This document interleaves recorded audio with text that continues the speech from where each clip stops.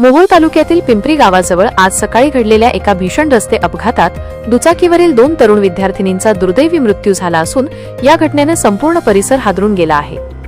मृत विद्यार्थिनींची नावे प्रज्ञा धनाजी कोकाटे वय 17 वर्षे राहणार तांबोळे तालुका मोहोळ आणि स्नेहल काशीनाथ वाघमोडे वय 18 वर्षे राहणार पिंपरी तालुका मोहोळ अशी आहेत। दोघीही महाविद्यालयीन विद्यार्थिनी होत्या। प्रज्ञा कोकाटे ही मोहोळ येथील ज्युनियर कॉलेजमध्ये 11वी विज्ञान शाखेत शिक्षण घेत होती, तर स्नेहल वाघमोडे ही मोहोळमधीलच एका कनिष्ठ महाविद्यालयात 12वी कला शाखेत शिकत होती। आज सकाळी दोघी दुचाकीवरून कॉलेजकडे निघाल्या होत्या। ही दुर्दैवी घटना मोहोळ पिंपरी रस्त्यावर पिंपरी गावाच्या हद्दीत घडली। यावेळी समोरून वेगात आलेल्या मालवाहू टेम्पोने दुचाकीला जोरदार धडक दिली। धडक इतकी भीषण होती की दुचाकीचा चक्काचूर झाला। या अपघातात प्रज्ञा कोकाटेचा जागीच मृत्यू झाला, तर स्नेहल वाघमोडे गंभीर जखमी झाली।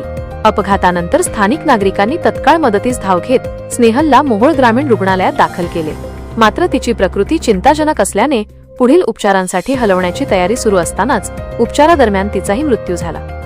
अपघातास कारणीभूत ठरलेला टेम्पो सोलापूर जिल्ह्यातीलच खासगी मालवाहू टेम्पो असल्याची माहिती आहे। टेम्पो चालकाला मोहोळ पोलिसांनी ताब्यात घेतले असून त्याच्या विरोधात अपघातास कारणीभूत ठरल्याप्रकरणी गुन्हा दाखल करण्यात आला आहे।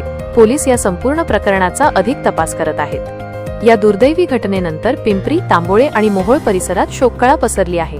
2 तरुण विद्यार्थिनींच्या अकाली जाण्यानं कुटुंबियांवर दुःखाचा डोंगर कोसळला असून ग्रामस्थांकडून हळहळ व्यक्त केली जात आहे। दरम्यान या रस्त्यावर वारंवार होणाऱ्या अपघातांमुळे नागरिकांनी वाहनांच्या वेगावर नियंत्रण ठेवण्याची आणि वाहतूक सुरक्षेच्या उपाययोजना तात्काळ राबवण्याची मागणी केली आहे।